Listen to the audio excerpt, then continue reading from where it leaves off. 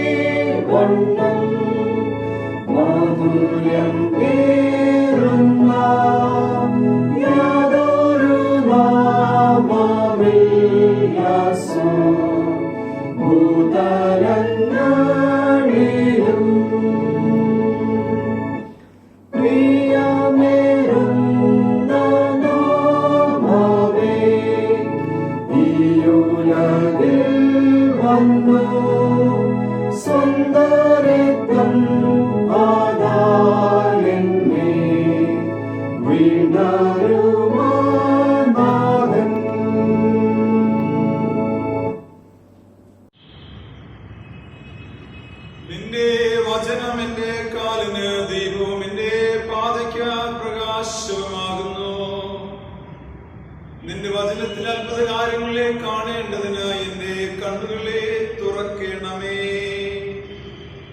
കർത്താവേ, ഞങ്ങളുടെ ധരങ്ങളെ തുറക്കണമേ. എന്നാൽ ഞങ്ങളുടെ വായ് നിന്റെ സ്തുതിയെ വർണ്ണിക്കും. പിതാവിനും പുത്രനും പരിശുദ്ധാത്മാവിനും മഹത്വം ഉണ്ടാകട്ടെ. ആദിയെങ്കിലും ഇപ്പോഴും എന്നേക്കുമുള്ള പ്രകാരം തന്നെ. ആമേൻ. സൈന്യങ്ങളുടെ ദൈവമായ കർത്താവ് പരിശുദ്ധൻ, പരിശുദ്ധൻ, പരിശുദ്ധൻ. ആകാശവും ഭൂമിയും നിന്റെ മഹത്വം കൊണ്ട് നിറഞ്ഞിരിക്കുന്നു. മഹോന്നതനായ കർത്താവേ, നിനക്ക് മഹത്വമുണ്ടാകട്ടെ. കർത്താവിന്റെ നാമത്തിൽ വന്നവനും വരുവാനിരിക്കുന്നവനും വാഴ്ത്തപ്പെട്ടവനാകുന്നു. ഉന്നതങ്ങളിൽ സ്തുതി.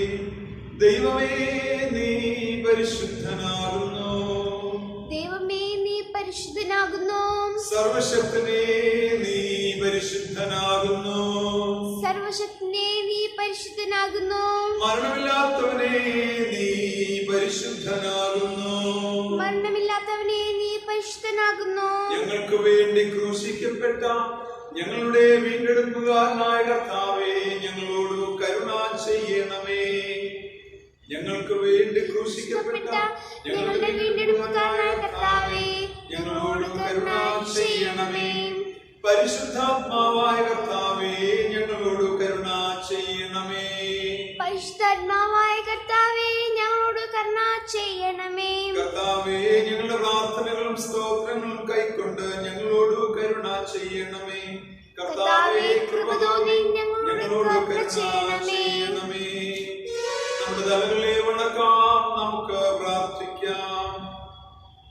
സർവശക്തനായ ദൈവമേ, ഞങ്ങളുടെ കർത്താവായ യേശുക്രിസ്തു മുഖാന്തരം ഞങ്ങളുടെ ആരാധനയും സ്തോത്രവും തിരുമുൻപാകെ അർപ്പിക്കുന്നതിനായി ഞങ്ങൾ നിന്റെ സന്നിധിയിലേക്ക് അടുത്തു വന്നിരിക്കുന്നു. ഞങ്ങളുടെ പാപങ്ങളെ പരമാർത്ഥമായി ഏറ്റുപറയുന്നതിനും മറ്റുള്ളവർക്കും ഞങ്ങൾക്ക് വേണ്ടി പ്രാർത്ഥിക്കുന്നതിനും ഞങ്ങളെ സഹായിക്കണമേ. നിന്റെ പരിശുദ്ധ വചനം ശ്രദ്ധയോടെ കേൾക്കുന്നതിനാൽ ഞങ്ങൾ നിന്റെ സ്നേഹത്തിന്റെ വലുപ്പത്തെ കൂടുതൽ യഥാർത്ഥമായി അറിയുകയും നിന്റെ കൃപാഫലങ്ങളെ ഞങ്ങളുടെ ജീവിതത്തിൽ തെളിയിച്ചു കാണിക്കുകയും ചെയ്യേണ്ടതിന് ഞങ്ങളുടെ കർത്താവായ യേശു ക്രിസ്തു മൂലം കൃപ ചെയ്യണമേ.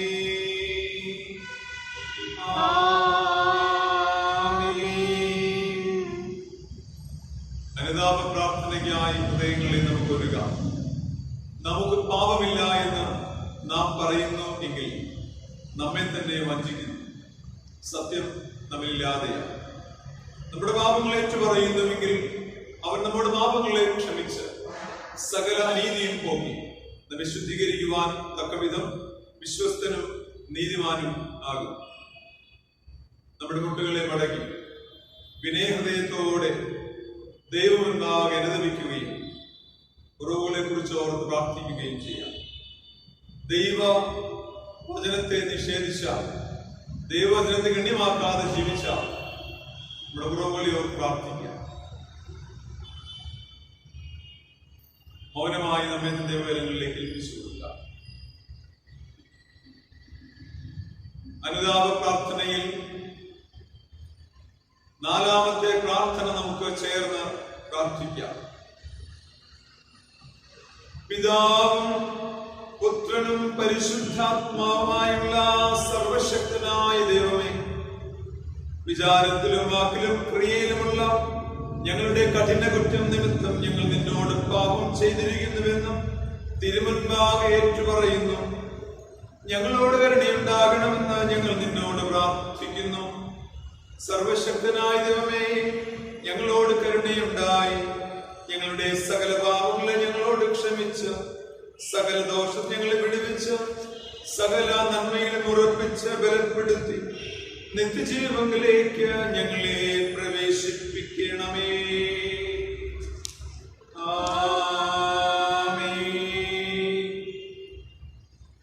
സർവശക്തനും കരുണയുള്ളവനുമായ കർത്താവ്, പാപങ്ങളുടെ മോചനവും മാപ്പും ജീവിതം ക്രമപ്പെടുത്തുന്ന അവസരവും പരിശുദ്ധാത്മാവിന്റെ കൃപയും ആശ്വാസവും നമുക്കേവർക്കും നൽകുമാറാകട്ടെ.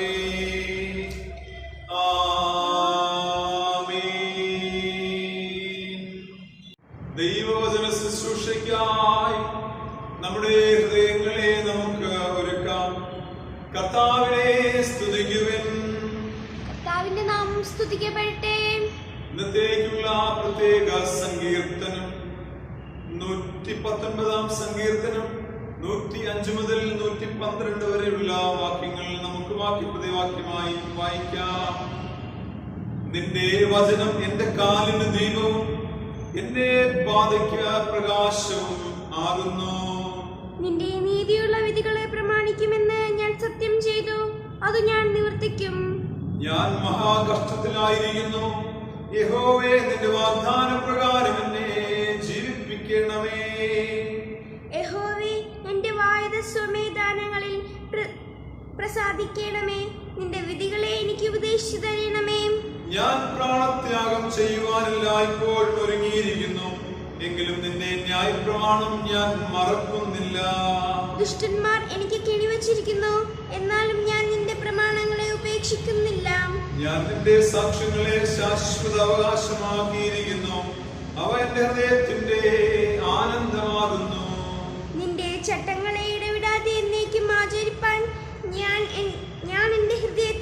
ചായച്ചിരിക്കുന്നു. പിതാവിനും പുത്രനും പരിശുദ്ധാത്മാവിനും മഹത്വം ഉണ്ടാകട്ടെ. ആദിയിലെ ഇപ്പോഴും എന്നേക്കുള്ള പ്രകാരം തന്നെ. ആമേൻ. Today's first lesson is taken from the book of Isaiah, chapter 55, verses 6 to 13. Isaiah, chapter 55, verses 6 to 13. Turn to the Lord and pray to Him, now that He is near. Let the wicked leave their way of life and change their way of thinking. Let them turn to the Lord our God. He is merciful and quick to forgive. My thoughts, says the Lord, are not like yours, and my ways are different from yours. As high as the heavens are above the earth, so high are my ways and thoughts above yours. My word is like the snow and the rain that come down from the sky to water the earth. They make the crops grow and provide seed for sowing and food to eat. So also will be the word that I speak. It will not fail to do what I plan for it. It will do everything I send it to do. You will leave Babylon with joy. You will be led out of the city in peace. The mountains and hills will burst into singing, and the trees will shout for joy. Cypress trees will grow where now there are briars. Myrtle trees will come up in place of thorns. This will be a sign that will last forever, a reminder of what I, the Lord, have done. Here ends the first lesson.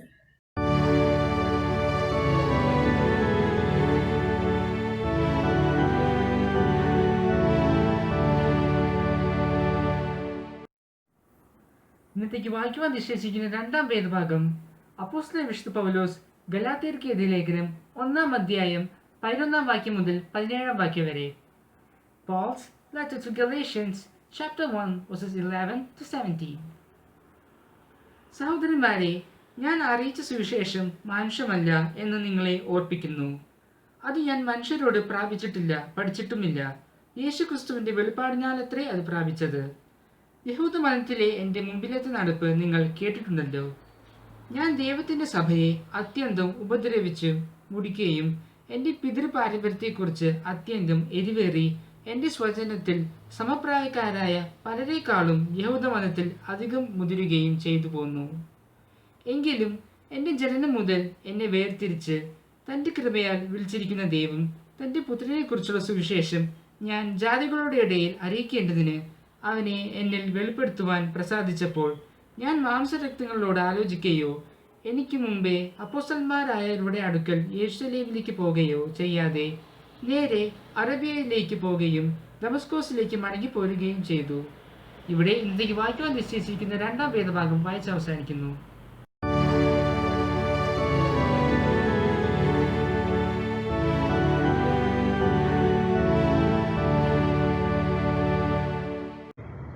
വിശുദ്ധ ആരാധനയിലേക്കുള്ള സുവിശേഷ പാഠഭാഗം വിശുദ്ധ ലൂക്കോസ് എഴുതിയ നമ്മുടെ കർത്താവായ യേശുക്രിസ്തുവിന്റെ സുവിശേഷം 1-ാം അധ്യായം 67 മുതൽ 80 വരെയുള്ള ദൈവവചനം കേൾക്കുവിൻ. ലൂക്കോസ് എഴുതിയ സുവിശേഷം 1-ാം അധ്യായം 67 മുതൽ 80 വരെയുള്ള ദൈവവചനം.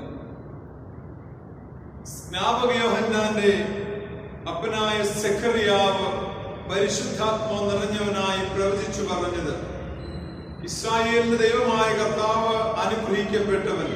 അവൻ തന്റെ ജനത്തെ സന്ദർശിച്ചു ധാരണം ചെയ്യുകയും ആദ്യം മുതൽ തന്നെ വിശുദ്ധ പ്രവാചകന്മാർ മുഖാന്തരം അരുളി ചെയ്തതുപോലെ നമ്മുടെ ശത്രുക്കളുടെ വശത്തു നിന്നും നമ്മെ പകയ്ക്കുന്ന ഏവരുടെയും കയ്യിൽ നിന്ന് രക്ഷിക്കുവാൻ തന്റെ ദാസനായ ദാവീദിന്റെ ഗൃഹത്തിൽ നമുക്ക് രക്ഷയെടുക്കുമ്പോൾ ഉയർത്തുകയും ചെയ്തിരിക്കുന്നത്.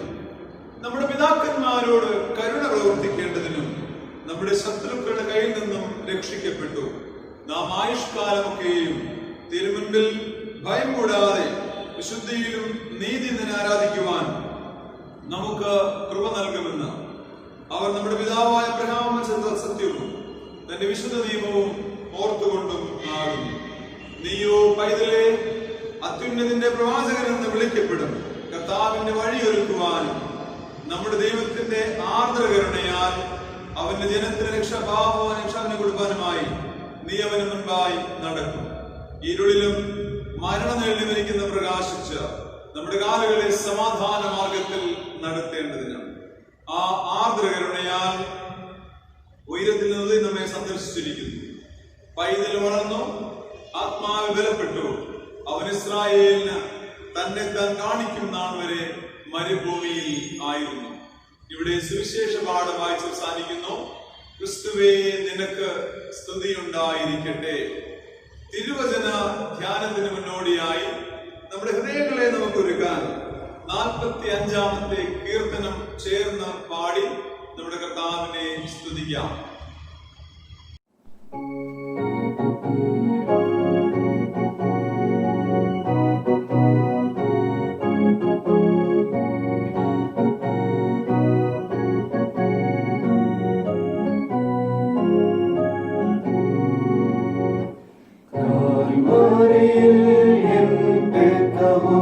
ജീവൻ കൊടുത്തൻ രക്ഷകൻ മഹത്വത്തിൻ ദൂതരുമായി ഈ ഹത്തിൽ വീണ്ടും വന്നിടും.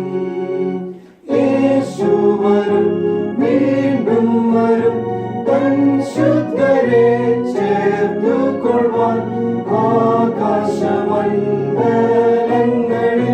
മേഘങ്ങളിൽ ആഘോഷമായി ആനന്ദമേ ആയെന്നുമേ വാനുവലിൻ ഹല്ലേലൂയാ.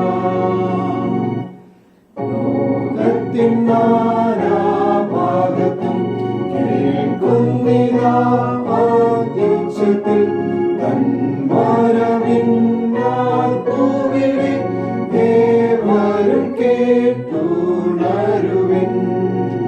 യേശു വരും, വീണ്ടും വരും, തൻ ശുദ്ധരെ ചേർത്തുകൊള്ളുവാൻ ആകാശമണ്ഡലങ്ങളിൽ മേഘങ്ങളിൽ ആഘോഷമായി ആനന്ദമേ ആയെന്നുമേ വാനുവലിൻ ഹല്ലേലൂയാ.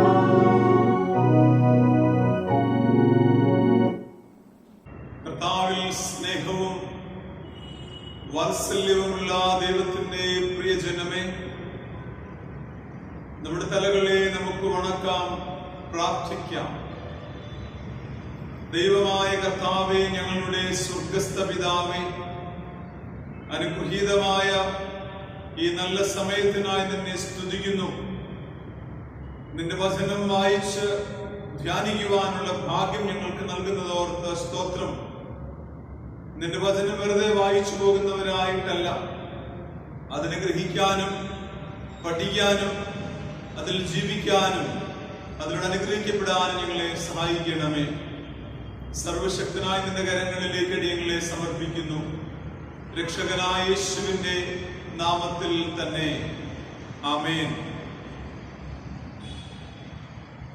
വചനം ജഡമായി തീർന്ന് കൃപയും സത്യവും നിറഞ്ഞവനായി നമ്മുടെ മധ്യേ വസിക്കുന്ന കർത്താവായ യേശുവിന്റെ നാമത്തിൽ എല്ലാ പ്രിയപ്പെട്ടവർക്കും സ്നേഹവന്ദനം നേരുന്നു. ദൈവത്തിന്റെ വചനം ജീവനും ചൈതന്യവുമുള്ളതായി ഇരുവായി തലയുള്ള ഏത് വാളിനേക്കാളും മൂർച്ചയേറിയതാണ്. വചനത്തിന് അനവധിയായ വിശേഷണങ്ങൾ വേദപുസ്തകം തരുന്നുണ്ട്. ദൈവത്തിന്റെ സൃഷ്ടിശക്തിയാണ് വചനം. ഉണ്ടാകട്ടെ എന്ന് കൽപ്പിച്ചപ്പോൾ ഉണ്ടായി, സൃഷ്ടിക്കപ്പെട്ടു എന്നതിന്റെ അർത്ഥം ദൈവവചനത്തിന് സൃഷ്ടിക്കാനുള്ള കഴിവുണ്ട്, തകർക്കാനുള്ള കഴിവുണ്ട് എന്നും 29-ാമത്തെ സങ്കീർത്തനവും രേഖപ്പെടുത്തുന്നുണ്ട്. സൃഷ്ടിശക്തിക്കും തകർക്കാനുമുള്ള ദൈവത്തിന്റെ വചനം അത്രത്തോളം ഊർജദായകമാണ്. ദൈവവചനത്തെ ധ്യാനിക്കുന്ന ഞായറാഴ്ചയാണ് ഇന്ന്. വേദപുസ്തക ഞായറാഴ്ച കൂടിയാണ്. അനേകം ഭാഷകളിലേക്ക് ദൈവത്തിന്റെ വചനം മൊഴിമാറ്റം ചെയ്യപ്പെടുന്ന അനേകം ശുശ്രൂഷകൾ നടക്കുന്നു. ആ ശുശ്രൂഷയോട് പ്രാർത്ഥിക്കാനും അതിന് കൈത്താങ്ങൽ കൊടുക്കാനുമുള്ള നിയോഗവും നമുക്കുണ്ട് എന്ന് ഓർമ്മിപ്പിക്കുകയാണ് ഈ ഞായറാഴ്ച. ഇന്ന് സ്നാപക യോഹന്നാന്റെ ജനന ദിനം കൂടിയായിട്ട് ഓർക്കുകയാണ്. അതുകൊണ്ടാണ് സഖറിയ പ്രവാചകന്റെ പാട്ടിനകത്ത് യോഹന്നാൻ സ്നാപകനെ കുറിച്ച് രേഖപ്പെടുത്തുന്ന മനോഹരമായ രേഖപ്പെടുത്തലുകൾ നമുക്ക് കാണുവാൻ സാധിക്കുന്നത്. ദൈവത്തിന്റെ വചനം നമ്മുടെ ജീവിതങ്ങളെ നേർപാതയിൽ നയിക്കുന്നതാണ്. അതുകൊണ്ടാണ് 119 സങ്കീർത്തനം 105 മുതൽ വായിക്കുമ്പോൾ നിന്റെ വചനം എന്റെ കാലിന് ദീപമാണ്, എന്റെ പാതയ്ക്ക് പ്രകാശമാണ് എന്ന് ഓർമ്മിപ്പിക്കുന്നു. ഏതൊരു കാലഘട്ടത്തിലും എന്താണ് പ്രസംഗിക്കപ്പെടേണ്ടത് എന്നതൊരു പ്രസക്തമായ ചോദ്യമാണ്. ഏതൊരു കാലഘട്ടത്തിലും ദൈവജനം എന്ത് പ്രസംഗിച്ച് കേൾക്കുവാനാണ് താല്പര്യപ്പെടേണ്ടത്, അല്ലെങ്കിൽ ദൈവമക്കൾ എന്താണ് പ്രസംഗിച്ച് കേൾക്കേണ്ടത്?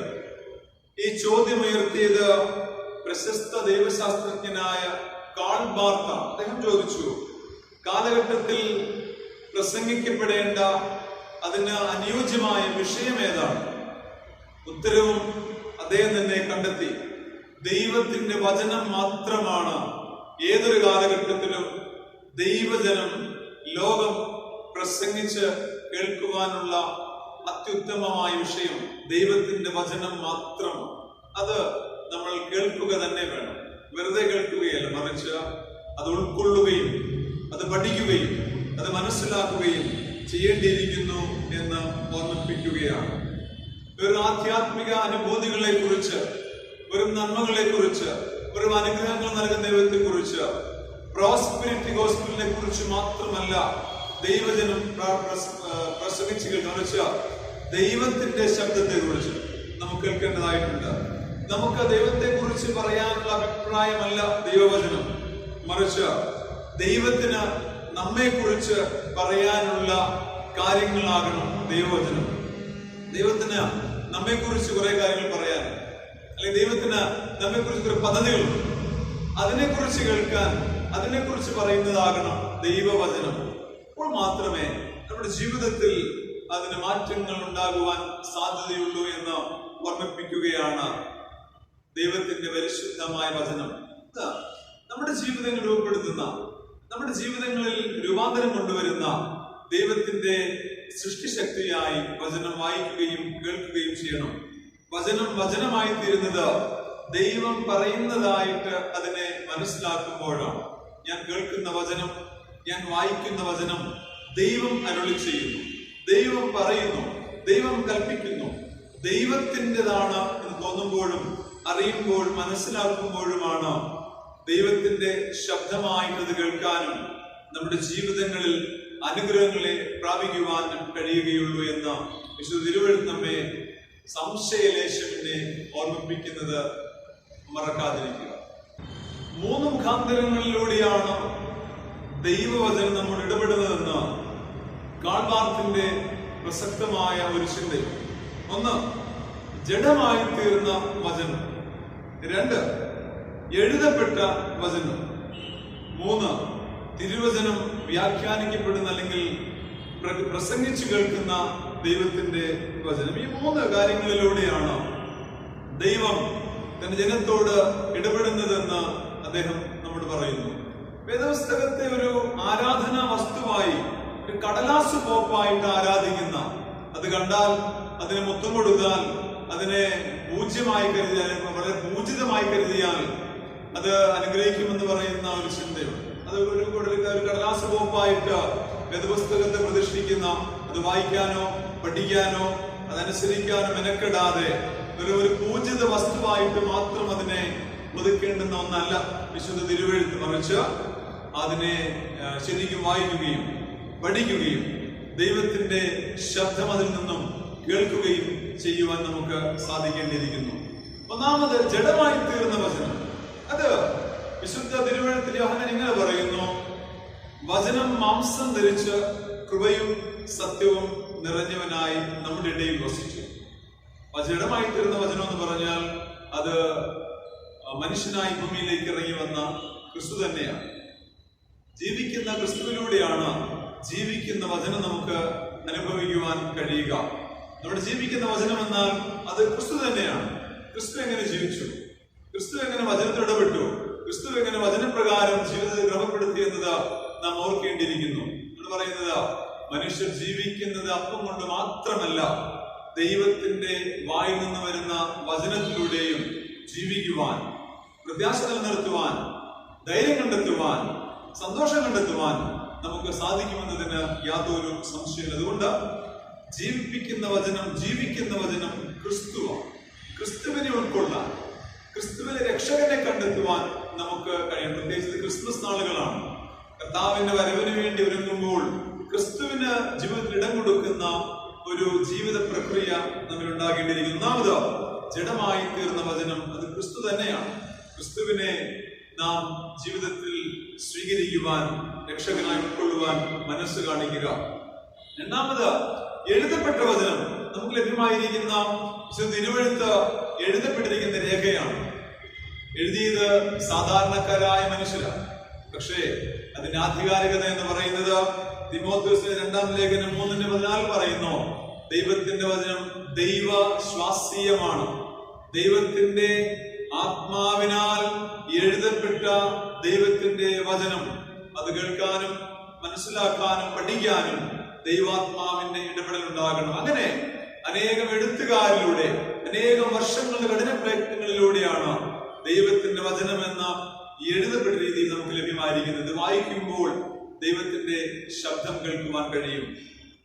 പറയുന്നത് ദൈവത്തിന്റെ ആത്മാവിനാൽ നിറയപ്പെട്ട ദൈവത്തിന്റെ ഭക്തന്മാര്, സാധാരണക്കാരായ വ്യക്തികൾ എഴുതിയതാണ് ദൈവത്തിന്റെ വചനം. വിശ്വാസയോഗ്യമാണ് എന്ന് പൗലോസ് പറയുന്നത്. വിശ്വാസയോഗ്യമാണ്. ദൈവത്തിന്റെ വചനം എഴുതപ്പെട്ടത് മനുഷ്യരിലൂടെയാണെങ്കിലും അതിന് നിയന്ത്രണം നൽകിയത് പരിശുദ്ധാത്മാവാണ്. ഈ തിരുവചനത്തിനകത്ത് രക്ഷയ്ക്ക് ആവശ്യമായ സംഗതികളുണ്ട് എന്ന് ദക്ഷിണേന്ത്യ സഭയും ഉത്തരേന്ത്യ സഭയും അംഗീകരിക്കുന്നുണ്ട്. പറയുന്നത് വിശുദ്ധ തിരുവഴുത്തിന് പഴയ പുതിയങ്ങളടങ്ങുന്ന വേദപുസ്തകത്തിനകത്ത് രക്ഷയ്ക്ക് അനിവാര്യമായ എല്ലാ ഘടകങ്ങളുമുണ്ട്. നാം അതിനെ വായിക്കുകയും പഠിക്കുകയും മനസ്സിലാക്കുകയും ദൈവത്തിന്റെ ശബ്ദം അതിൽ കേൾക്കുകയും ചെയ്യുമ്പോൾ രക്ഷയ്ക്ക് അനിവാര്യ ഘടകം അതിനകത്തുണ്ട് എന്ന് നമുക്ക് മനസ്സിലാക്കുവാൻ കഴിയും. മൂന്നാമത് തിരുവചന വ്യാഖ്യാനം അല്ലെങ്കിൽ പ്രസംഗിക്കപ്പെടുന്ന വചനം. എങ്ങനെയാണ് ദൈവജനത്തിന് കുറെ കൂടി ആഴമായി തിരുവചനം ലഭ്യമായി തരിക? ഒറ്റ വായനയ്ക്ക് മനസ്സിലായെന്ന് വരത്തില്ല. അതുകൊണ്ടാണ് ഫിലിപ്പോസ് എത്യോപ്യക്കാരനായ ഷണ്ടനോട് ചോദിക്കുന്നുണ്ട്, നീ വായിക്കുന്നത് ഗ്രഹിക്കുന്നുണ്ടോ? നീ വായിക്കുന്നത് മനസ്സിലാക്കുന്നുണ്ടോ?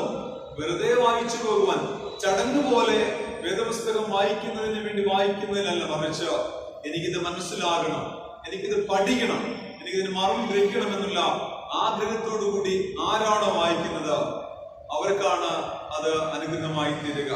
പറയുന്നത് പലപ്പോഴും ഇത് പ്രസംഗിച്ചു കേൾക്കുമ്പോൾ, വ്യാഖ്യാനിച്ചു കേൾക്കുമ്പോഴാണ് അതിന്റെ ആന്തരിക അർത്ഥം ഗ്രഹിക്കുവാൻ കഴിയുക. പ്രസംഗിക്കുന്നില്ലാതെ എങ്ങനെ കേൾക്കുമെന്നാണ് പൗലോസ് ചോദിക്കുന്ന ഒരു ചോദ്യം സുപ്രധാനമാണ്. അതുകൊണ്ട് പ്രസംഗിച്ചു കേൾക്കുന്ന തിരുവചനത്തിലൂടെ ദൈവത്തിന്റെ ശബ്ദം അങ്ങനെ 3 മുഖാന്തരങ്ങളിലൂടെ നമുക്ക് കേൾക്കുവാൻ കഴിയും. വേദപുസ്തകം വെറുതെ വായിച്ചത് കൊണ്ട് മാത്രമായില്ല, മറിച്ച് ബൈബിൾ വായിക്കുന്നതിലൂടെ ദൈവം നമ്മോട് സംസാരിക്കുമ്പോഴാണ് അത് ദൈവത്തിന്റെ വചനമായി തീരുക, നമുക്കത് അനുഗ്രഹമായി തീരുക എന്ന് ഓർക്കുക. അതുപോലെ തന്നെയാണ് തിരുവചന വ്യാഖ്യാനവും. പ്രസംഗം കേൾക്കുമ്പോൾ ദൈവം നമ്മോട് സംസാരിക്കുകയാണ്. ദൈവം പറഞ്ഞത് ഇന്ന് എന്നോടാണ് എന്ന ബോധ്യം അപ്പോഴാണ് ദൈവത്തിന്റെ വചനം നമുക്ക് മുഖാമുഖം അഭിമുഖീകരിക്കുവാനായിട്ട് കഴിയുകയുള്ളൂ. ദൈവത്തെ കുറിച്ചുള്ള മനുഷ്യന്റെ ശരിയായ അറിവല്ല ബൈബിളിനോട്, മറിച്ച് മനുഷ്യനെ പറ്റിയുള്ള ദൈവത്തിന്റെ അറിവാണ്. മനുഷ്യൻ ദൈവത്തോട് എങ്ങനെ സംസാരിക്കണമെന്നല്ല, മറിച്ച് ദൈവം മനുഷ്യനോട് എങ്ങനെ സംസാരിക്കുന്നു എന്ന് ബൈബിൾ നമുക്ക് കാട്ടിത്തരുന്നു. മനുഷ്യൻ ദൈവത്തെ എങ്ങനെ മനസ്സിലാക്കുന്നു എന്നല്ല, മറിച്ച് ദൈവം മനുഷ്യനെ എങ്ങനെ കണ്ടെത്തുന്നു എന്നാണ് വിശുദ്ധ തിരുവഴുത്ത് നമുക്ക് തരുന്ന ദർശനം. കാരണം ദൈവത്തിന്റെ വചനം ബൈബിളിന്റെ ഉള്ളിലാണ്. ക്രിസ്തുവിനെ കണ്ടെത്തുമ്പോൾ, വചനം ദൈവത്തിന്റെ ശബ്ദമായി കേൾക്കുമ്പോഴാണ് വേദപുസ്തകം നമുക്ക് അനുഗ്രഹമായി തീരുക എന്ന് ഓർക്കുക. 119 സങ്കീർത്തനം ദൈവവചനത്തിന്റെ പലവിധമായ പദപ്രയോഗങ്ങളാൽ സമ്പന്നമാണ്. പല രീതിയിലാണ് വിശുദ്ധ സങ്കീർത്തനത്തിൽ വചനത്തെ കുറിച്ച് പറഞ്ഞിരിക്കുന്ന. പല രീതിയിലാണ് ചട്ടങ്ങൾ, പ്രമാണങ്ങൾ, കൽപ്പനകൾ, വിധികൾ, ന്യായവിധികൾ, വചനം, നിയമം, അങ്ങനെ പല രീതിയിൽ വിശുദ്ധ തിരുവചനത്തെ വചനമായിട്ട് ഇവിടെ വ്യാഖ്യാനിക്കുന്ന കാണാൻ പറ്റുന്നുണ്ട്. 110 സങ്കീർത്തനം ദൈവത്തിന്റെ വചനത്തെ കുറിച്ച് തന്നെയുള്ള ധ്യാനമാണ്. അതുകൊണ്ടാണ് 110 സങ്കീർത്തനത്തിന്റെ 105 വാക്യത്തിൽ നിന്റെ വചനം എന്റെ കാലിന് ദീപം, എന്റെ പാതയ്ക്കത് പ്രകാശവുമാണ് എന്ന് വർണ്ണിപ്പിക്കുകയാണ്. ഈ ലോക ജീവിതത്തിൽ നമുക്കറിയാം, നമ്മുടെ തെരുവുകളിൽ നിന്ന് വഴിവിളക്കുകളുണ്ട്. കാരണം അപകടം കൂടാതെ യാത്ര ചെയ്യാൻ, പ്രകാശത്തിൽ യാത്ര ചെയ്യാനുള്ള വഴിവിളക്കുകൾ. എന്നാൽ ഒരു കാലത്ത് ഇത്രത്തോളം സംവിധാനമില്ലാതിരുന്ന കാലത്ത് വഴിവിളക്കുകൾ ഉണ്ടായിരുന്നില്ല. അന്ന് ഓരോരുത്തരുടെയും കയ്യിൽ ഒരു വിളക്കുണ്ടായിരിക്കും, ഓരോരുത്തരുടെ കയ്യിൽ ഒരു പ്രകാശമുണ്ടാകും. ആ പ്രകാശം സ്വയം പിടിച്ചുകൊണ്ടാണ് ഇരുളിൽ വീണുപോകാതെ, അപകടം പറ്റാതെ യാത്ര ചെയ്തിരുന്നത്. പണ്ടത്തെ ടോർച്ച്, പണ്ടത്തെ ചൂട്ടുകറ്റ എന്നിവ ടോർച്ചുകളൊക്കെയും നമുക്ക് പ്രകാശത്തിനുള്ള ഭൗതികമായ മുഖാന്തരങ്ങളാണ്. അതുപോലെ തന്നെ ഈ ലോക ജീവിതത്തിൽ നമ്മൾ വഴിതെറ്റിപ്പോകാതെ, ദിശ മാറിപ്പോകാതെ, പാപത്തിൽ വീഴാതെ നീതിയുടെ മാർഗത്തിൽ ജീവിക്കേണ്ടതിന്, നിത്യത്തിലേക്ക് എത്തിച്ചേരേണ്ടതിന് നമുക്ക് വചനത്തിന്റെ വെളിച്ചം അനിവാര്യമാണ്. വചനം നമ്മെ നേർവഴി കാണിക്കും, വചനം നമ്മെ ധൈര്യപ്പെടുത്തും, വചനം നമ്മെ പ്രത്യാശ നിലനിർത്തും, വചനം നമ്മെ ഉപദേശിക്കും ചെയ്യേണ്ട കാര്യങ്ങളും ചെയ്യരുതാത്ത കാര്യങ്ങളെ കുറിച്ച്. വചനം നമ്മെ സന്തോഷിപ്പിക്കും, വചനം നമുക്ക് ഊർജം പ്രദാനം ചെയ്യും. ദൈവത്തിന്റെ വചനം കേൾക്കുന്നതും വായിക്കുന്നതും നമുക്ക് വളരെ ഊർജദായകം തന്നെയാണ്. അതുകൊണ്ട് ദൈവകരങ്ങളിലേക്ക് നമ്മുടെ വചനം കേൾക്കുവാനും പഠിക്കാനും ഒക്കെയുള്ള താല്പര്യത്തോടു കൂടി ഏൽപ്പിച്ചു കൊടുക്കണം എന്ന് പറയുന്നത് അതിന്റെ പാതയ്ക്ക് പ്രകാശമാണ്. നമ്മുടെ യാത്ര നിത്യതയിലേക്കാണ്. നാം പ്രയാണം ചെയ്യുന്നത് നിത്യതയിലേക്കുള്ള ജീവിതത്തിലേക്കാണ്. അതുകൊണ്ട് ഈ ജീവിതത്തിൽ ദൈവത്തിന്റെ വചനം നമുക്ക് വളരെ പ്രസക്തമാണ്, അനിവാര്യമാണ്. ദൈവത്തിന്റെ വചനം കേൾക്കാനും വായിക്കാനും പഠിക്കാനും അതിലൂടെ ധൈര്യം കണ്ടെത്താൻ നമുക്ക് സാധിക്കേണ്ടിരിക്കുന്നു. പറയുന്നത് നിന്റെ നീതിയുള്ള വിധികൾ, നിന്റെ ചട്ടങ്ങൾ, നിന്റെ വാഗ്ദാനം എന്ന് പറയുന്നത് ദൈവവചനത്തിന്റെ വ്യത്യസ്തങ്ങളുടെ രൂപങ്ങളെ കുറിച്ച്. തീർച്ചയായിട്ടും നമ്മുടെ ജീവിതത്തിൽ നമുക്ക് ദൈവത്തിന്റെ ശബ്ദം കേൾക്കുന്നത് അനുഗ്രഹീതമായിട്ടുള്ള ഒരു കാര്യം തന്നെ.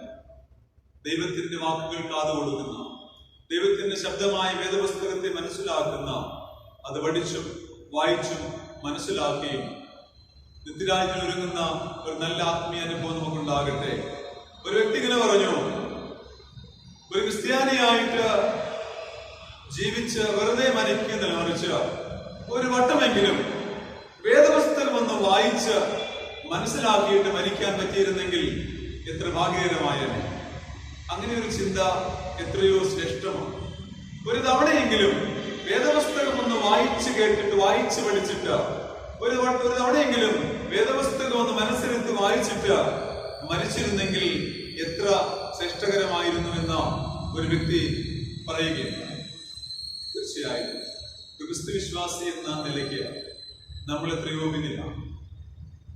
ഒരു തവണയെങ്കിലും വേദപുസ്തകം ഒന്ന് വായിക്കാൻ, ഒരു വട്ടം അതിന്റെ അർത്ഥം ഒന്ന് മനസ്സിലാക്കാൻ സാധിക്കാതെ പോകുന്നുവെങ്കിൽ നമ്മുടെ ജീവിതം എത്രയോ നിരാശജനകമായി തീരാൻ സാധിക്കും. അതുകൊണ്ട് താല്പര്യമായിട്ടെടുത്ത് വേദപുസ്തകം ദൈവത്തിന്റെ ശബ്ദമാണ്, ദൈവത്തിന്റെ ആത്മാവിനാൽ മനുഷ്യരെഴുതിയതാണ്.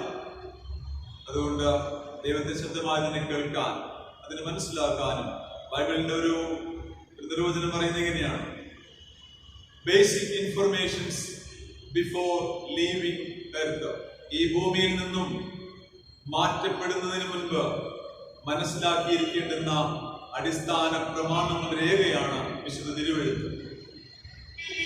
തീർച്ചയായും അതുകൊണ്ട് തന്നെയാണ് വെളിപാട് പുസ്തകത്തിൽ പറയുക, ഈ വചനം വായിച്ച് കേൾപ്പിക്കുന്നവൻ, ഈ വചനം വായിച്ച് കേൾക്കുന്നവൻ, ഇതിലെ പ്രമാണങ്ങളെ പ്രമാണിക്കുന്നവനും അനുസരിക്കുന്നവനുമൊക്കെ അനുഗ്രഹിക്കപ്പെട്ടവനാകുന്നു.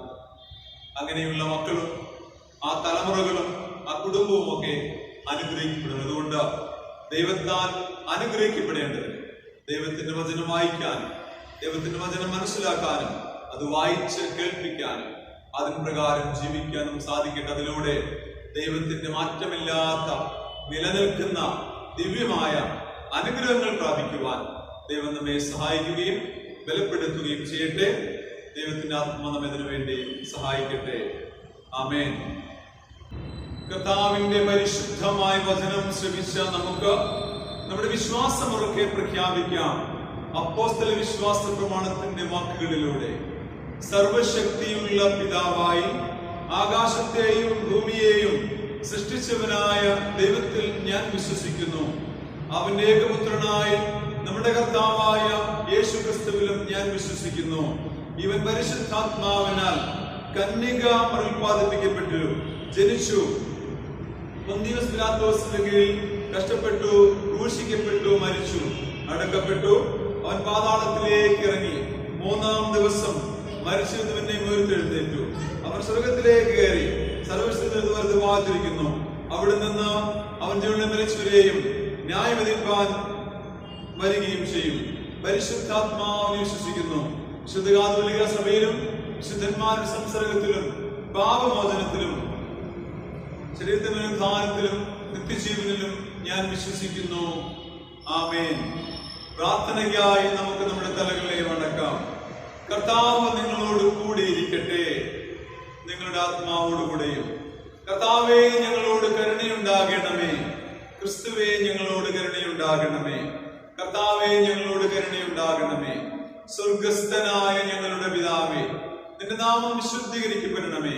നിന്റെ രാജ്യം വരണമേ. നിന്റെ ഇഷ്ടം സ്വർഗത്തിൽ ഇതുപോലെ ഭൂമിയിലുമാകണമേ. ഞങ്ങൾക്ക് ആവശ്യമുള്ള ആഹാരം ഇന്നും ഞങ്ങൾക്ക് തരണമേ. ഞങ്ങളുടെ കടക്കാരോട് ഞങ്ങൾ ക്ഷമിച്ചിരിക്കുന്നത് പോലെ ഞങ്ങളുടെ കടങ്ങൾ ഞങ്ങളോടും ക്ഷമിക്കണം. ഞങ്ങളെ പരീക്ഷപ്പെടുത്താതെ ദുഷ്ടം ഞങ്ങൾ വിടുവിക്കണമേ. രാജ്യവും ശക്തിയും മഹത്വവും എന്നേക്കും നിനക്കുള്ളതല്ലോ. ആമേൻ. ഈ വിശുദ്ധമായ ഞായറാഴ്ചത്തേക്കുള്ള പ്രത്യേക അപേക്ഷ. ആഗമനത്തിലെ 2-ാം ഞായർ ഞങ്ങളോട് നിരന്തരം സംസാരിക്കുന്ന നിത്യവചനമായ ദൈവമേ, നിന്റെ വചനം ശ്രവിക്കുവാൻ ഞങ്ങളെ പ്രാപ്തരാക്കുകയും ദുഷിച്ച വഴികളിൽ നിന്ന് വെളിച്ചത്തിന്റെ വാതിലേക്ക് മടങ്ങി വരുവാൻ ഞങ്ങളെ പ്രാപ്തരാക്കുകയും ചെയ്യണമെന്ന് ഞങ്ങൾ നിന്നോട് പ്രാർത്ഥിക്കുന്നു. നിന്റെ വചനം ശൂന്യമായി പോകാതെ ഞങ്ങളിലൂടെ ഫലം പുറപ്പെടുവിക്കുവാനും ഞങ്ങളുടെ കാലുകളെ സമാധാനത്തിന് വാതിൽ നയിക്കുവാനും ഞങ്ങളെ സജ്ജരാക്കുകയും ചെയ്യണമെന്ന് നിന്നോട് പരിശുദ്ധാത്മാവിനോടും കൂടെ ഏകദൈവമായി കാലാവസാനം കൂടാതെ ജീവിച്ചു വാഴുന്ന യേശു ക്രിസ്തു മുഖാന്തരം ഞങ്ങൾ നിന്നോട് അപേക്ഷിക്കുന്നു. ആമേൻ. സമാധാനത്തിന് വേണ്ടി നമുക്ക് അപേക്ഷിക്കാം. ദൈവമേ, സകല വിശുദ്ധയാഗ്രഹങ്ങളും സകല നല്ല ആലോചനകളും സകല നീതിയുള്ള പ്രവൃത്തികളും നിങ്കിൽ നിന്നല്ലോ വരുന്നത്. നിന്റെ കൽപ്പനകളെ അനുസരിച്ച് നടപ്പാനായിട്ട് ഞങ്ങളുടെ ഹൃദയങ്ങൾ ഒരുങ്ങിയിരിക്കാനും ഞങ്ങൾ നിന്നാൽ ശത്രുവായി കൂടാതെ കാക്കപ്പെട്ട ആശ്വാസത്തോടും ശാന്തതയോടും ഞങ്ങളുടെ കാലം കഴിപ്പാനും ലോകത്തിന് തരുവാൻ കഴിയാത്ത സമാധാനം ഞങ്ങൾ രക്ഷിതാവായ യേശു ക്രിസ്തുവിന്റെ യോഗ്യതകൾ മൂലം നിന്റെ അടിയാരായ ഞങ്ങൾക്ക് നൽകണമേ. ആമേൻ. കൃപയ്ക്ക് വേണ്ടി നമുക്ക് അപേക്ഷിക്കാം. സകല നന്മകളുടെയും കാരണനും ദാതാവുമായി സകല ശക്തിയും ബലവുമുള്ള കർത്താവേ, നിന്റെ നാമത്തോടുള്ള സ്നേഹത്തെ ഞങ്ങളുടെ ഹൃദയങ്ങളിൽ നട്ട് സത്യമായ ദൈവത്തെ ഞങ്ങൾ വർദ്ധിപ്പിച്ച സകല നന്മ കൊണ്ട് ഞങ്ങളെ പോഷിപ്പിച്ച ഇവയിൽ തന്നെ നിന്റെ മഹാകരുണ കൊണ്ട് ഞങ്ങളെ നിലനിർത്തണമെന്ന് ഞങ്ങളുടെ കർത്താവായ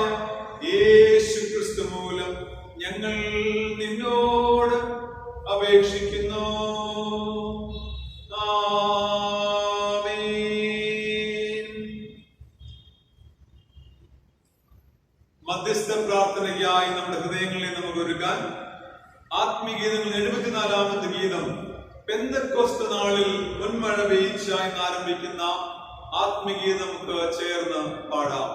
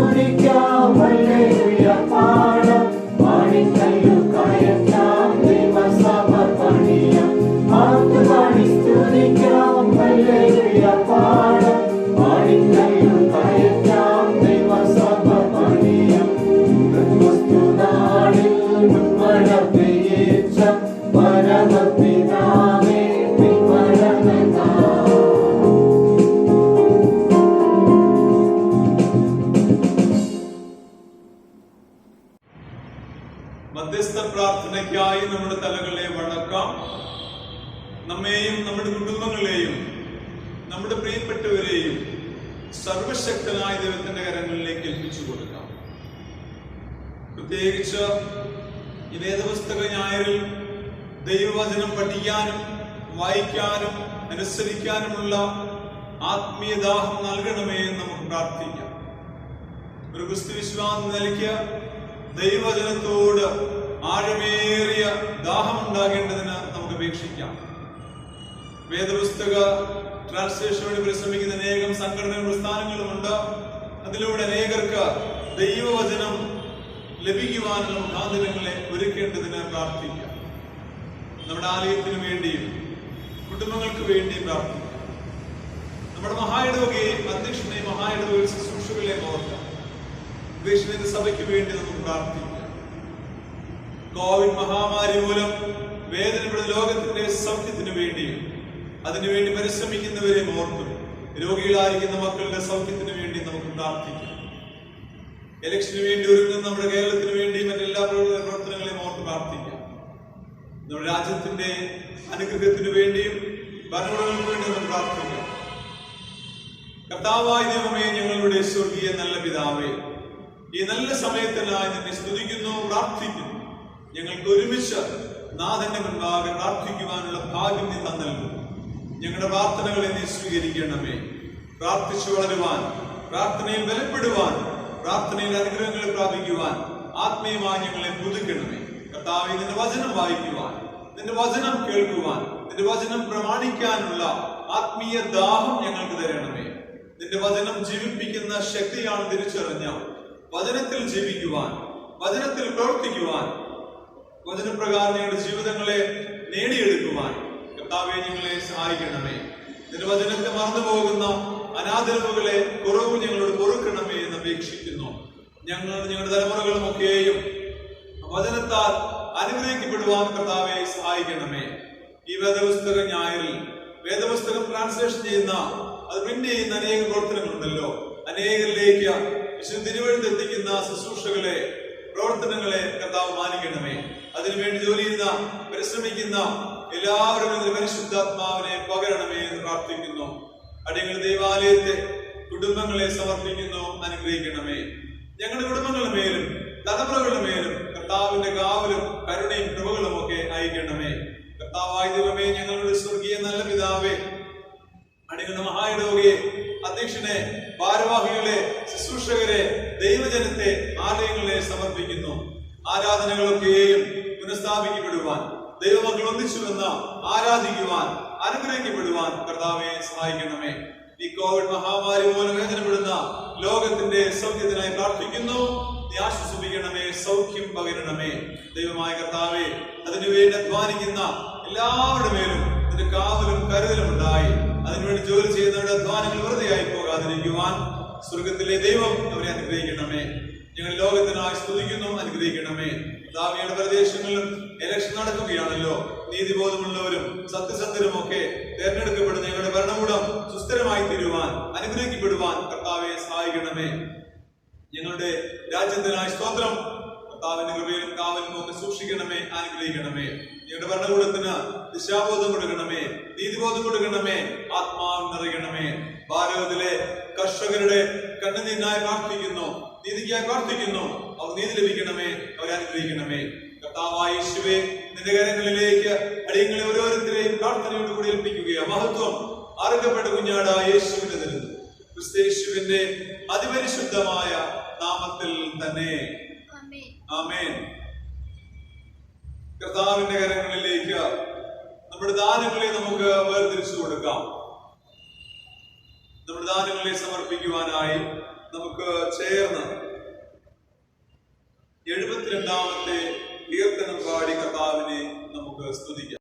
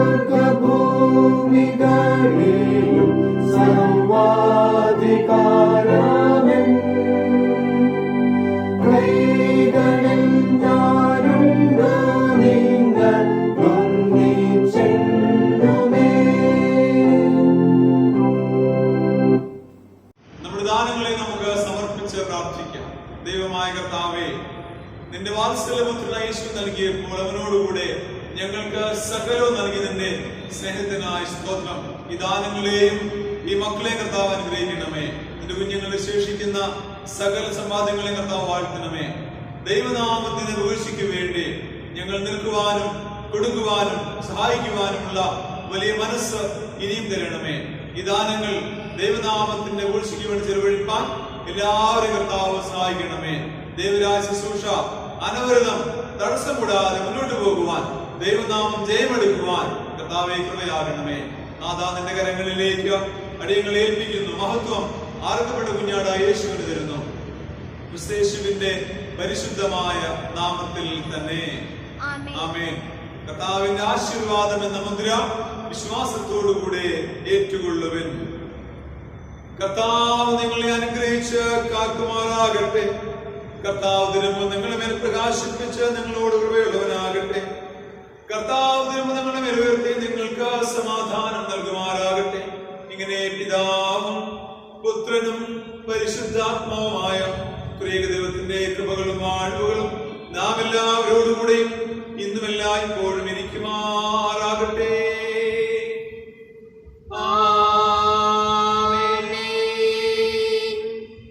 ശുശ്രൂഷയുടെ മംഗളഗാനമായി 141 ഗീതം നമുക്ക് പാടാം. ഗീതം 141.